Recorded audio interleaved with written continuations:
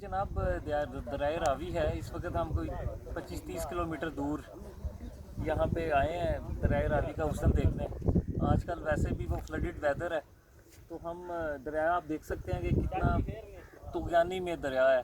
और ये ऐसा व्यू है कि ये शहर वाली साइड पे ये कम ही मिलता है। और वो कहते हैं ना कि हर चीज़ अल्लाह का जिक्र करती है।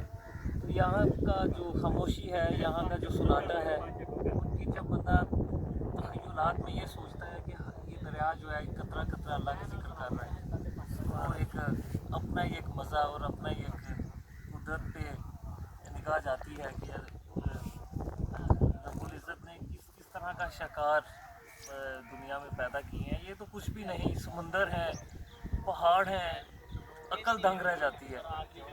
ये कुदरत के निशानियां हैं, कुदरत के अल्लाह रब्बुल इज़्ज़त की निशानियों में से निशानियां हैं। तो यहाँ पे बड़ा मज़ा आ रहा है, एडवेंचर है। मेरे साथ मेरे ऑफिस के कोलीग्स भी आए हैं। आए भी आप भी ज़रा वीडियो में आए आप भी।